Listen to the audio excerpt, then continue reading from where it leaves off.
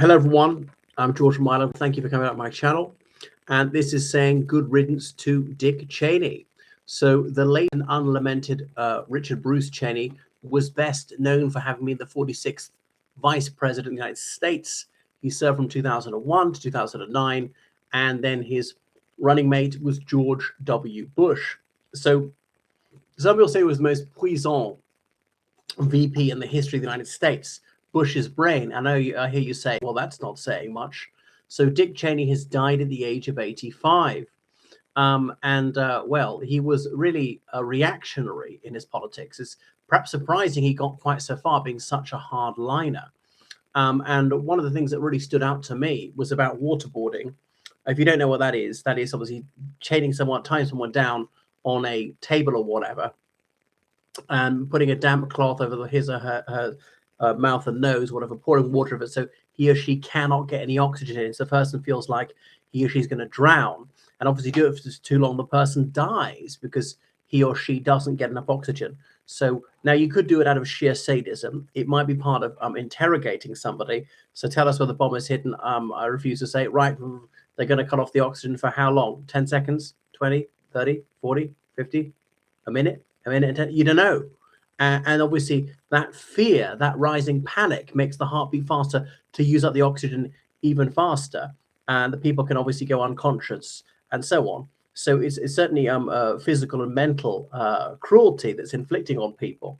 So this was authorized by President Cheney. He didn't saying, I don't care if this had been part of the Geneva Convention. The United States has signed and ratified the Convention Against Torture in Human Degrading Treatment in 1979, and the US, as part of its human rights agenda, was really pushing the total prohibition of torture in all its manifestations throughout the world. But if that's not torture, it's certainly inhuman and or degrading treatment. Maybe you think it doesn't go quite so far as torture. I wouldn't like to suffer it myself. Some people who've undergone it, who initially said it's torture, said that it was. Christopher Hitchens underwent it. And he'd said beforehand it was torture, and he said no, it hadn't changed his view. Now he knew they weren't going so far as to kill him, and so doing this as sort of an experiment. But if you know that there is no code red word as he had, safe word, you'd be all the more terrified. And people like Khalid Sheikh Mohammed underwent it dozens of times. Now this is the war on terror after 9/11. So you might say, well, the usual rules just go out the window. This is an exigency. All right. But even then, it's still illegal because it says there are no exceptions. We don't know what the case is. Now, maybe the law should be different. Maybe there should be exceptions. You can argue that. But that wasn't the law at the time. And put it this way. Would Dick Cheney have found that acceptable if it was done to US military personnel, if they fell into the hands of the enemy? All right, not Al-Qaeda, not the Taliban. He regards them unlawful combatants as an enemy state. The United States fought against Iraq, was a sovereign state. Would that have been permissible if they did to your people? Surely not. So what sauce for the goose is sauce for the gander? You've always got to ask it the other way around. What if the other group did it to our group? Would you be okay with that or not? Methinks not. So there was. Now, Khalid Sheikh Mohammed was a bad man. I don't have sympathy for him. But there were some people who were subsequently proven innocent.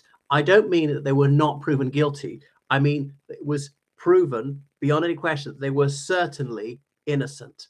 Put it, Dick Cheney, do you not regret that? The extraordinary suffering was deliberately inflicted on these people. He said he didn't lose a wink's sleep over it. Wow, it's just staggering that people can be so psychopathic, and there he is smugly smiling. Wow, and an icon of Republican politics. Now, I detest the Democratic Party of the United States as an evil party, just like the Republican Party is. Very sad to say that almost every elected official at any level in the United States, and in fact in most countries, is evil for the cruelty, the murder they inflict on innocent people. But Cheney was amongst the worst. Now, okay, he did have a few virtues. So absolutely foul that he should do that. Now, Barack Obama ended that straight away. Goodness, because, okay, I can comprehend this, even semi-sympathize with this. We're going to have to take the gloves off. We're going to bend the rules past breaking point sometimes. And realize innocent people are going to suffer. But I do feel bad about that. Just like in a legitimate war, even fighting a righteous cause, when you kill innocent people, collateral damage and so forth, I would have a bad conscience about that. I dislike that. I feel sorry for them, but no empathy, no common decency at all out of Dick Cheney. So going over Dick Cheney's backstory, so he's born in Lincoln, Nebraska in 1941. So he's got French, Irish, Welsh, English stock, so British stock mostly. His dad was worked for the Department of Agriculture. His mother, perhaps surprisingly, it was excellent softball. You think that we hardly played the sport in those days. So he's bright at school. He went to Yale University despite having not much money. Then he was a dipsomaniac, so he dropped out. He later got into the University of Wyoming, and he with a master's degree. He began a PhD, but didn't complete it. Was caught drink driving a few times. So got married at the age of 23. Was able to delay conscription to the U.S. military, and I think avoid it altogether, partly because he had more children, despite being a real militarist later on, a chicken hawk, they call it, people like that, someone who's personally not courageous, has never served in uniform, but is very much eager to fight. And is that partly to live down the fact that he never did any military service? I've never did any military service, and so on. Okay, because he was married, it made it easy to avoid the draft, particularly then he had children. Okay, so that was it. Anyway, he worked for a US congressman. In a sense, he never had a real job in his life. Obviously, always involved in the Republican Party, came from a very Republican area, and he was a friend of Donald Rumsfeld from the late 60s. He worked for him. And then, crucially, he was the White House chief of staff to President Gerald Ford at the age of only 33. So he was that president in the mid-70s. The only person to be president of the United States who was never elected president or even vice president by the Electoral College, but elected by Congress when a vacancy arose due to the resignation of Spiro Agnew. And he ran Ford's unsuccessful 1976 campaign. So he was also a Republican Party insider. And then he was eventually elected to the U.S. House of Representatives, and he had an ultra-conservative voting record, no money for research into HIV, AIDS, which broke out in the 1980s, killed tens of millions of people. They thought was going to kill hundreds of millions of people. He opposed having a national holiday for Martin Luther King Jr., surely the moral titan of American life. So he was a very mean-spirited person, and so forth. Wow. So now, okay, there were some things he was sensible on, that he would say we have to get inflation down, and they did succeed in that, and whatever. It was a bit of a budget hawk, so it's good about this one, and so forth. So so he was one of those who said there should be no sanctions on South Africa despite apartheid, and so forth. Okay, so he was a real militarist, spent on the military and really just nothing else. Had no concern for the needy. Yeah.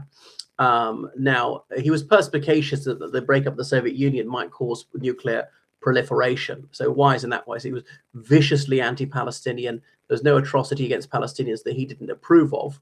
Now, he did believe in using force to kick the Iraqis out of Kuwait and so forth. So far, so predictable. Anyway, later on, in the late 90s, the Republicans casting around for a credible presidential candidate. George W. Bush had won re-election as governor of Texas, fairly successful, old enough but not too old. He had Christian credentials, all the rest of it, happily married, blah, blah, blah, a good backstory, having given up alcohol. He put Cheney in charge of a committee to select a vice presidential candidate. And Cheney said, look around, me. Anyway, so he went forward with perhaps surprising two straight white males, both born in the 1940s. The other hand, as a balanced ticket, one from the south, one from the north. The United States was considerably less ethnically diverse a quarter of a century ago. So there he served as vice president, thought to be cleverer than the famously dyslexic George W. Bush, and so on. So there were other problems about this, that he, as a vice president, that did he deliberately leak the identity of people in the CIA and stuff like that? Wow. And it recalled 9/11. He was in the White House when the attacks happened, and the Secret Service came along and said, "Sir, we need to go." And they picked him up and carried him away. So they're not polite at these times. They'll be very deferential most of the time. But, their mission is to keep the vice president alive. They succeeded in that. And if they have to be brusque, they will be. And so it goes on. So that's him. So he was very anti-gay until his daughter said to him, "Dad, I've got something to tell you. I'm a lesbian.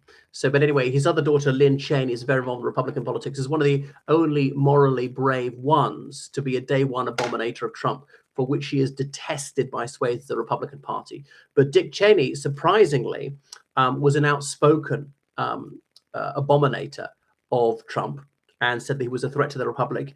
And staggeringly, Cheney proclaimed he was casting his ballot for Kamala Harris last time because he thought that Trump posed an existential threat to the US Constitution, had these openly dictatorial tendencies, aiming at the abolition of the Constitution, the destruction of any guardrails, a third term, despite this being flagrantly in breach of the Constitution and so forth. So Dick Cheney, he finally came a little bit right in the end.